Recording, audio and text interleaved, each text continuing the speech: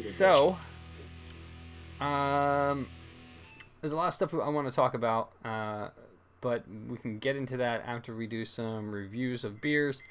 Um, who would like to go first? We probably should figure this out in the beginning for everything. I But think you brought them up earlier, but no, I'm not gonna go first. I'll go first. you go first. All right, Drew, you're I'll go going first first. because I have 2 beers to try. So I'm going to Oh, all start right, there we one and go. then try There we one go. later.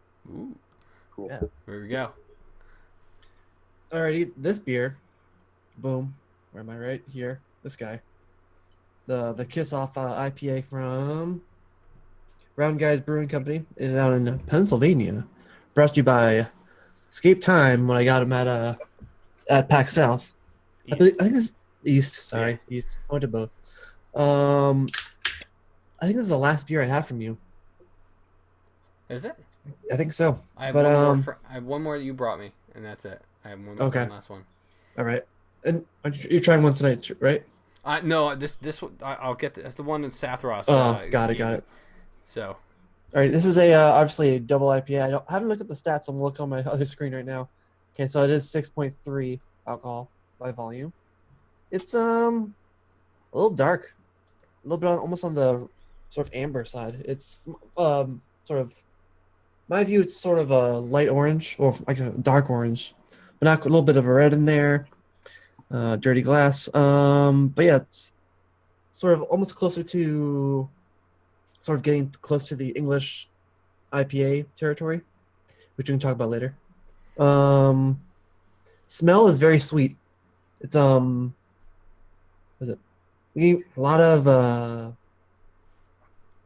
sort of English hops actually. It's sort of very earthy smelling versus like that big citrus note that you get in most of those like West Coast IPAs.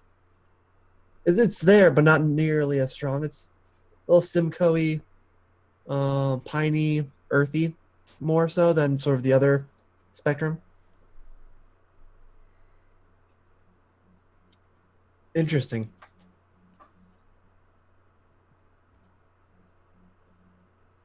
It's very malty. he had to confirm it with a second sip. Of course.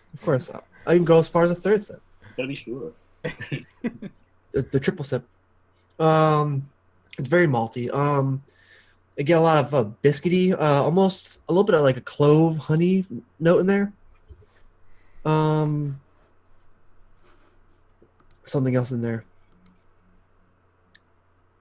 It's I forget, a little dark fruit kind of thing in there too. Sort of that dark fruit molasses-y kind of, very sort of light in the molasses, not sort of thick, like a sort of a brown ale kind of thing. But it's there. It's not at all what I expected actually. I was thinking relatively thin, kind of sort of play the whole West Coast IPA. They didn't really explain what kind of IPA it was. I'm looking up on the site, and I think based on what I got from Beer Advocate, but I'm confirming it. It is an English IPA, so you're spot on. Hey, boom. So that's the so once again, English IPA is sort of a maltier, sort of grain backbone. You can sort of get the bread flavor, that sort of honey sweetness, that molasses note is sort of brought up a little bit. That's all derived from these English malts they use. And then the hops as well are sort of English. So I imagine, I don't know what kind of hop, but it'll be something like a Northern Brewer or Fuggles, which are the sort of those earthier notes opposed to that citrus. Sort of, it's more piney than anything else. I guess a Simcoe flavor hop is sort of the sort of in the forefront. It might not be Simcoe, but it's sort of that same flavor character. Goody gumdrops. But I usually don't like English IPAs, which I thought was interesting. I always see them sort of really off balance. It's either very sweet and malty, and the hop character is not strong enough to keep up with it, or the other way around. It's blown out of the water with hops, and you can't tell it's an English IPA because that sweetness and maltiness isn't really there. But this is pretty balanced. It's one of the more balanced sort of English IPAs I've tasted. I'm going to have to sort of sit in this whole glass sort of figure out like how much I like this beer. But sort of with as of right now, and before it gets warmed up too, that's going to change completely. I'm going to say it's going to sit around I want to say a 4. Oh wow. Yeah. I really like the malt character in this. Hmm. I like the starts off sort of that. It's a little heavier than most IPAs. You get that sort of honey character in there, which I really like in here. That it ends with that sort of dark fruit molasses kind of blackstrap molasses kind of flavor, which I really like because that bitterness can like the bitter, almost like a bit, kind of along the character of like a bittersweet chocolate. It's a weird thing to bring up in an IPA, but it's kind of that same note. There's it's sort of that weird dry note when you have a really, really dark chocolate flavor, that same bitterness. But that also goes into that molasses note. But I really like it. I think it's the first time I ever had to compare chocolate to an IPA. But that's why I can see a character that sort of is parallel with it. So yeah, definitely 4. And when it warms up, it might change. Were you kissed by the beer gods? It really depends. Ooh. Mostly by a beer goddess, and that would be my wife. So, I'm just gonna go out there and say that. Yeah. So a 4 for that. That's pretty decent. Mm-hmm. This is Roundgeist is a very local brewery here in Pennsylvania. Okay. So that's one of the reasons why I got it for you in the first place. All right. So that you can, again, with the beers you got me, I can't get here, and you can't get Roundgeist. Right. But I of the beer that I've had from them, I've always been pretty impressed what they do. Mm-hmm. So yeah, I'm pretty. I was happy when I had that. I bought that 4-pack. And what's up, Chowberg? How are you, man? Just say hello. All right, so 4%. That's pretty decent. I have to go and try that again because I've only had that once when I bought those cans. Mm-hmm. So. But I would definitely, if I was able to buy it here, I would probably buy it again. Okay.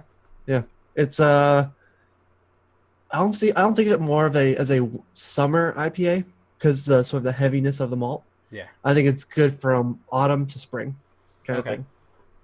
But in the heat, it could be a little rough.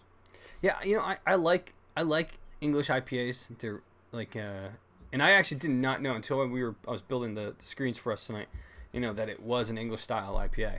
Mm-hmm. Which again is another reason why I want to go back and try it out and see what what I think about it. And the second time, I liked it the first time. And I'm proud of myself that I hit the number, the style on the head. Yeah, exactly. All right, just pat yourself on the back right there. Yeah.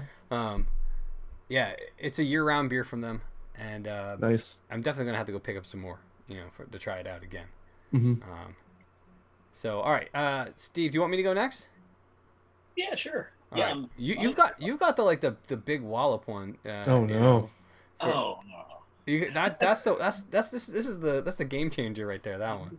I'm just fortunate enough to have it, but yeah, I'm dying to hear about this one. Uh-oh. All right. So this beer that I'm reviewing this week. All right, we're gonna get off of here. I got to take the rules down. We've been through that, and there is the beer. So check this out.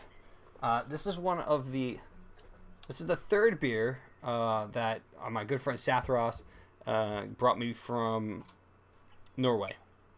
Amazingly, all the styles that I've had from Norway have been American IPAs. That's great.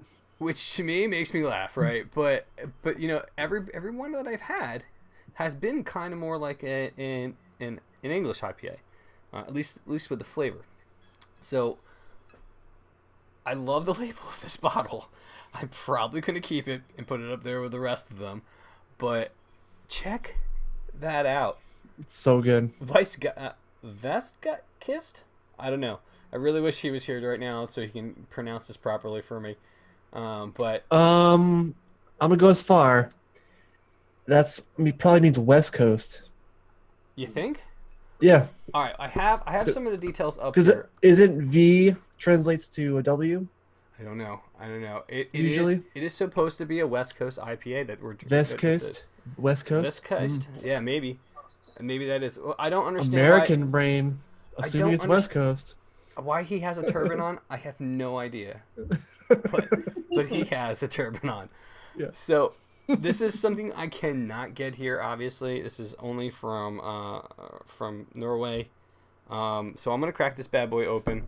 I've got my my trusty, my Guinness glass. I just kind of like this because this is a proper imperial pint. So let me crack this open real fast. I'm running out of room. I have too much crap in front of me.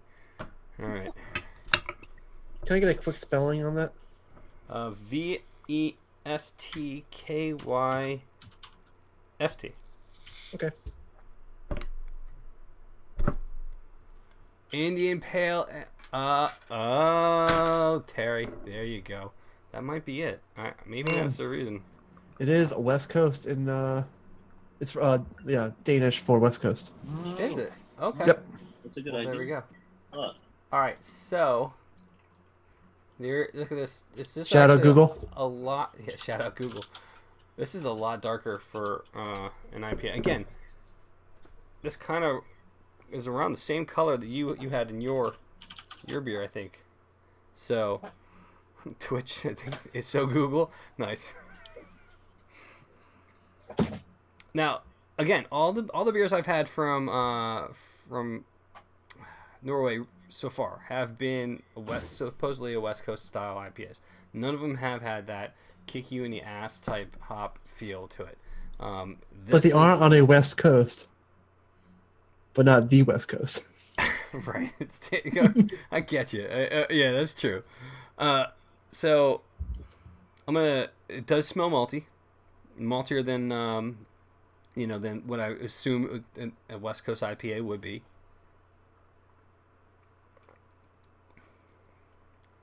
Ooh.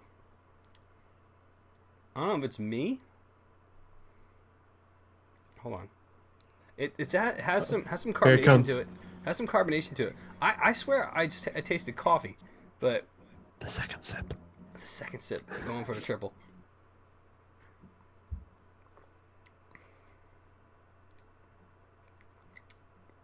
There are some,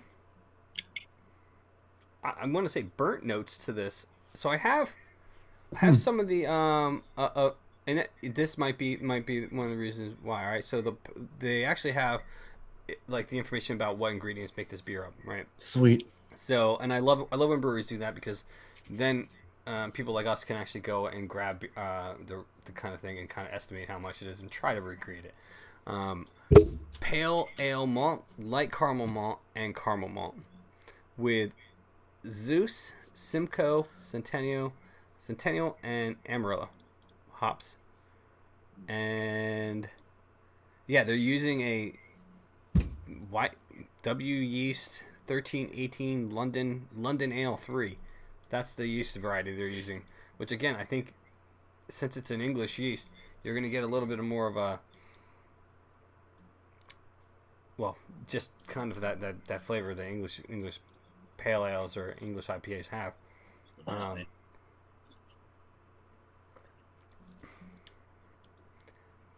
I think, again, this does not taste like a West Coast IPA to me. It doesn't kick you in your ass. Again, this is very much, again, like an English IPA or a pale ale. Definitely more along the lines of a IPA, because it's not very light in flavor. It's about 7% alcohol. So I don't know if I would call this a double IPA. Most likely not. But yeah, this is. I actually really enjoy English IPAs. One of my favorite beers in the world is Landlord, and I bring this up often because it is one of my favorite beers in the world. And I will always shout them out when I get a chance. And if they want to send me any free stuff, by all means, please do. I'm gonna clip this and I'm gonna send it to them, and be like, I talk about your beer all the time. Send me some stuff, some beer. But yeah, I actually really enjoy this, because again, it's along the lines of the types of beers that I like from England. I kind of wonder what people from Norway would think of an actual West Coast IPA compared to like what they have, based on all the different beers that have claimed to be West Coast IPAs. Like for instance, this isn't just the. I'm not even sure if the last one that I have from him. So this is the beer we're reviewing right now, which Drew, you confirmed is the name actually is West Coast, in Norwegian, and then here's the other two that we had. This bad boy here. And I just kind of like the artwork on this. It kind of reminds me of like Vikings, there. And obviously, and I think you actually can get this in the United States. I may have seen it, or maybe it's just on one of the cards, but you can't from the Brewers Brew Card Hip Hop Cards game. But this is the other two that I had from Norway. But out of the three, I think this would probably take second place. I really like that. I can't pronounce it, but the one with the big giant O on the back right here. Oh, that one. I really like that one a lot. That was fantastic. The other one that he gave me, it was in the can with the fantastic artwork, was good, but it wasn't like extremely, it didn't knock me off my socks, right? So this I probably would say,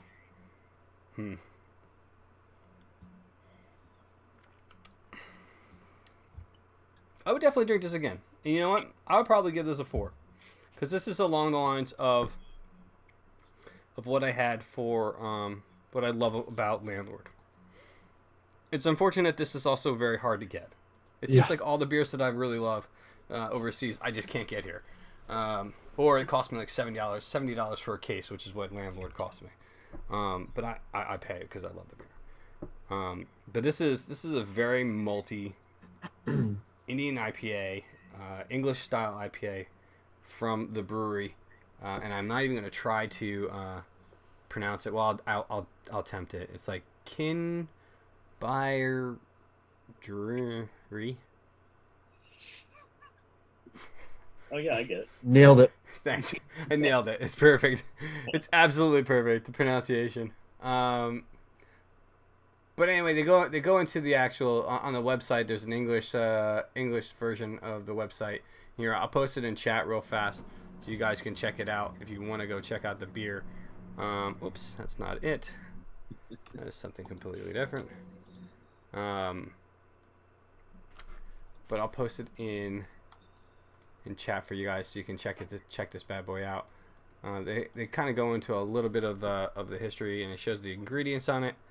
But that is the link to this beer that you cannot get here in the U.S. Sadly, but it is very fantastic. I would definitely drink this again. Why is there a sheep and a hot pepper in the top left? Is there? Where? Underneath on the website, underneath their logo. Oh, all right. I was confused. I was like, I don't see it on the bottle, and I was really I didn't know what to say about that.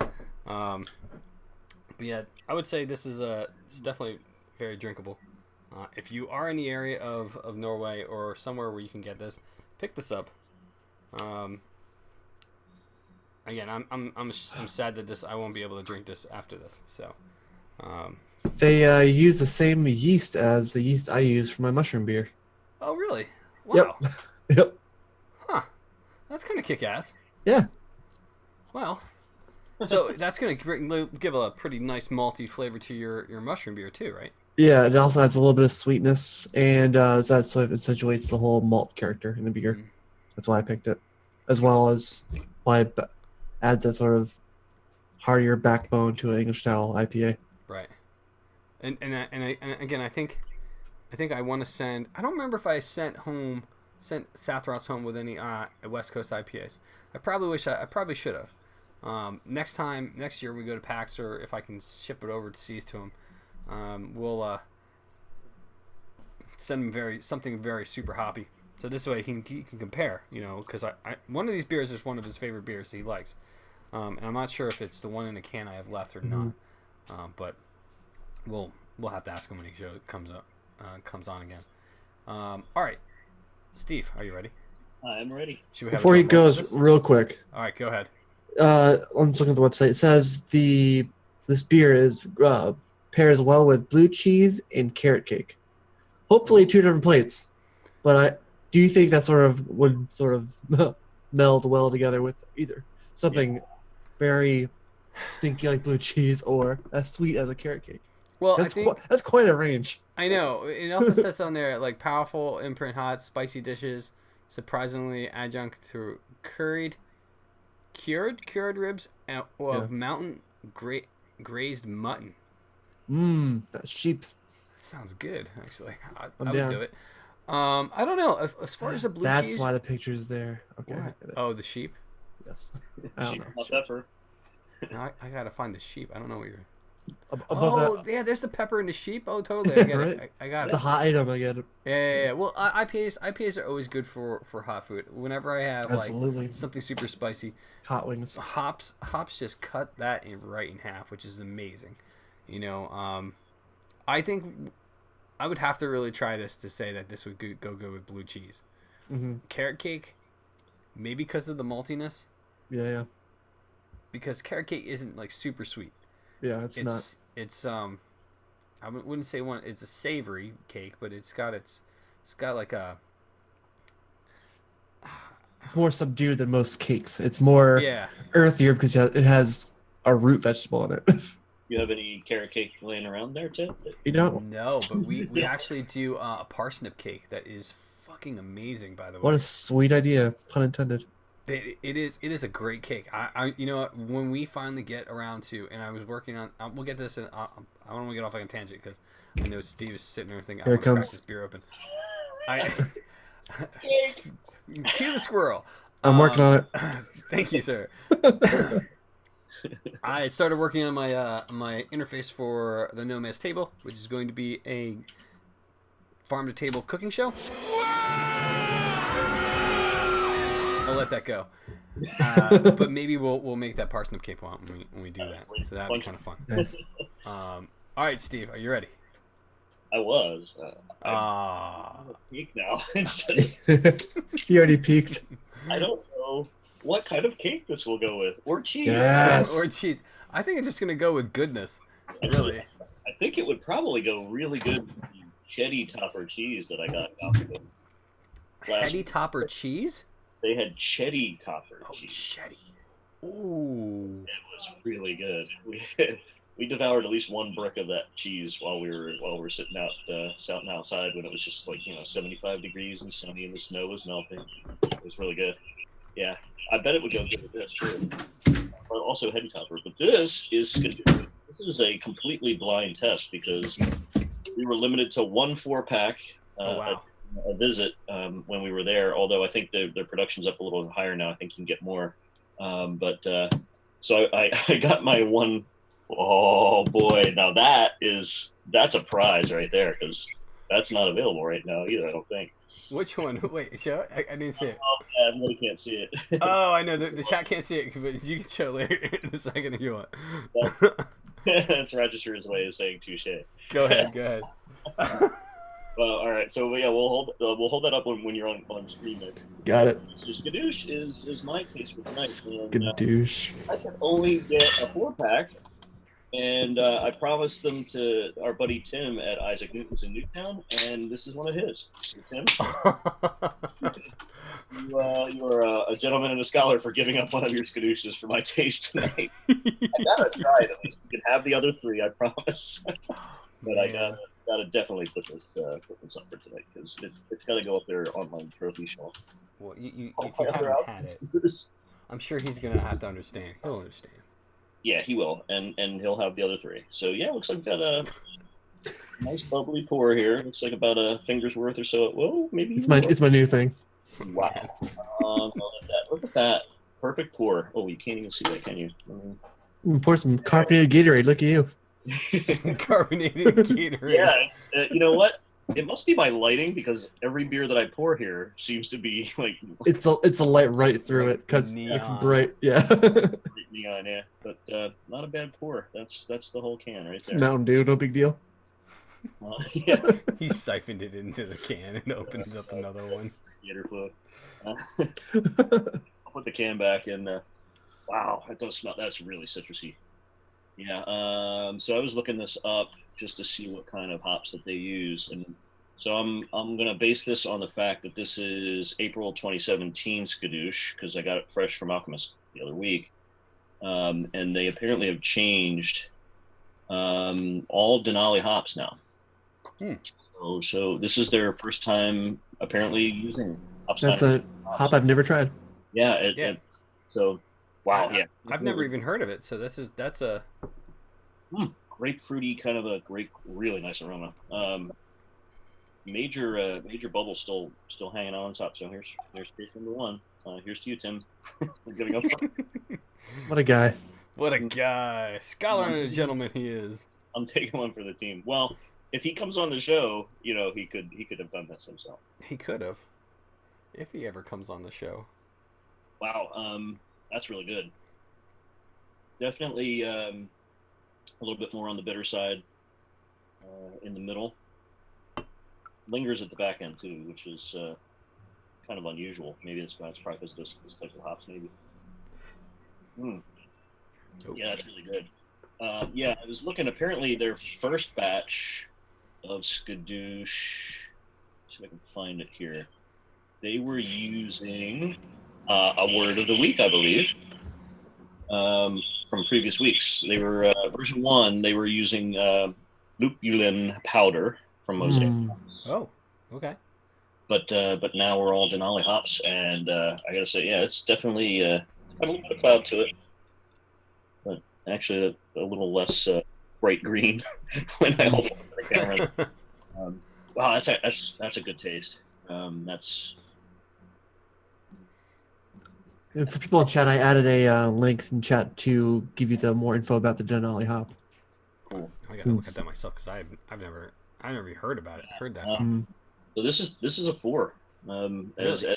As Alchemist brews go, it's totally hop lover, and for the first shot in using Denali hops in batch number 4 of Skadoosh, I would say this. Yeah, that's really good. So is this considered a New England IPA as well, or American- is this not? American Pale Ale. This is A what pale that's what they listed as American IPA. Okay. Gotcha. But does it have that fruity, like citrusy, not drying out your palate type flavor that Heady Topper has? Yeah, it's definitely juicier on the backside too. So I'm definitely not drying out with this one. It's and it lingers too. It's hanging out for a while. Did it have to? Did it have to? Did it have to let it linger? I can't remember what song that's from, but I know what you're talking But about. we know that song, yeah. I wanted to say Pure Energy, but that's not the right song. No, oh damn it! I wanna say know it's gonna Cranberries. bother me. It's 80s though. I know it's 80s. Yeah, this is good stuff. So yeah, I'm thrilled that I broke this open. The Cranberries. Nailed it. Oh, was Oh, it the Cranberries? All right, it was the Cranberries. There you go. So definitely all kinds of citrusy and hangs out, and it's really, really good. So cheers, yeah, Skadoosh. from Alchemist. Another great find from Alchemist. I've got one more Alchemist. I think I might. I don't know if I'm going to make it next week, but I'll. Okay. But I've got their saison, their farmer's daughter saison. Ooh, Oh, nice. There we Something go. that's not IPA. So yeah, I'll put a chip in for that one. Yeah, I might be still in the air, flying or being thrown off a United flight. No, I'm not flying. You're not a doctor. So, yeah.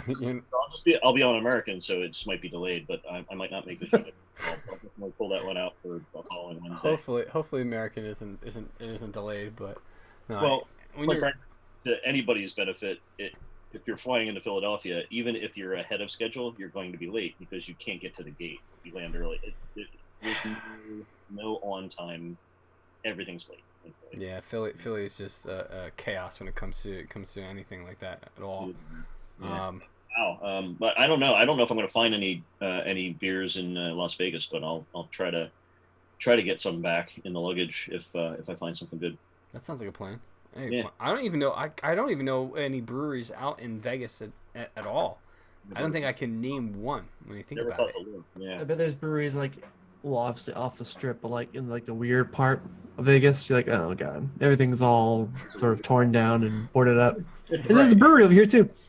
Yeah, Yeah. Also acts as the hotel. Yeah, that's right. And this person was murdered here. Hooray! Yeah. Well, it's Vegas. There's been a lot of people murdered pretty much everywhere. Just adds body to the beer, but dead adds joke. body to the beer. Most people- Oh, jeez. How? Wait. So, are you almost done with your beer? Me? yeah, I'm done. Yeah. Did you want to talk about your other beer? Sure. All right. So, I'll kind of introduce this. So, Ragisphere did a cherry stout, Cherry oak stout. cherry oak stout. So this is going to be. Is this the first time you're opening this? I had one right before the show, Okay. but All right. So this is an exclusive homebrew review, by the way. Homebrew. know. We should probably. It's not a bad segment. We're gonna make that. Every once in a while, we'll have a Sure. Highlights. homebrew review segment. yeah. So I am brewing every week, so I should be having a whole lot coming. Wait, Yeah. I'll be honest, I was shopping for a hotel and they had it listed 2 murders in room A. I Yes. booked that room immediately. No. Oh. Beautiful. Oh, all right. So here we go. This doesn't have a name, does it? No, All right. doesn't have a name. But it's a beer brewed in February of this year. Okay. All right. All right. So it is a oak stout. It's going to be basically dark. It's actually a little bit on the light side. You won't be able to see it on camera, but there is sort of flecks of floor. Well, I guess you can see it sort of right. That's my shirt just reflecting, but it is about sort of red or right along the edges. Oh, if you hold it right to the light, you can see right through it, but it's very dark. This beer is brewed with. I have the recipe right here. It is actually partial mash beer, so most of the sugar comes from extract.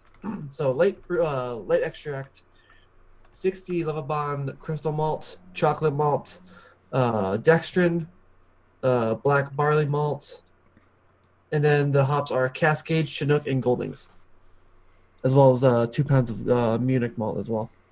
Ooh. So it's very it's sort of all over the place with ingredients because it was a beer they brewed last second from what I remember, from what the ingredients looked like. I sort of grabbed whatever I had, and then I grabbed how much cherries.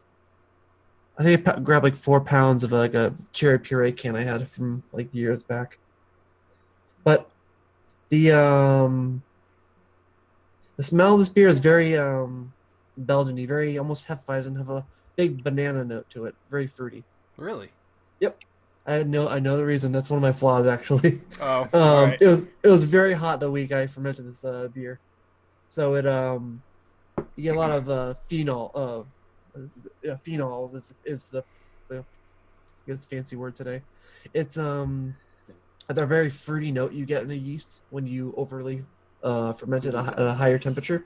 Becomes very fruity, and then starts sort of like bringing in a very Belgian character, sort of like a Hefeweizen. So it's almost like a Dunkelweizen kind of smell to it because it's a dark beer with a sort of a spicy banana note to it. Even though the yeast is just a very like a cheap Cooper's baseline yeast. Really? Mm-hmm. But it will sort of bring out that sort of Belgian character. But first thing I get from this beer when I drink it, I don't get any banana. I get just big oak flavor. When I fermented this beer, I put in primary. I put in, I think, 2 ounces of oak chips. That's the cheap and easy way to oak a beer. While the beer ferments, it sort of recirculates the entire beer while it's fermenting. So beer gets extreme amount of contact with each like oak chip. So that's like the fastest way to get oak. But the cleanest way is actually to like age it on oak for a while. So I sort of rushed this beer with fermentation. So it's very oaky. It ends with that cherry note and sort of those caramel dark flavors. But the aroma by itself is just way off-putting. That's usually my big flaw with sort of in my room fermentation. It becomes very hot or very cold. So it's either extremes, very banana flavor, or the beer stops because it's too cold. because the yeast dies off. But besides that, the aroma of banana, it's thick. It's a little boozy because that's probably from the beer fermenting too hot. But it's a nice sort of, the oak blends in with this caramel note from the 60 Lovabond. Not how much hop character, because it's all sort of subdued hop amounts. Right. And then so it ends with this sort of dark, sweet, almost black cherry kind of note. If I was going to grade this, it would be like a 2 or a 3. Mainly because the aroma's so off. Because it smells like a Hefeweizen. You know, we had one of our biggest fails. We tried to do a lager years ago, and it was before Scott had his fermentation chamber. Yeah.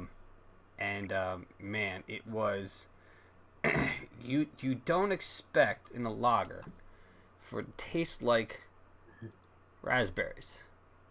Okay. And there was no raspberries in it.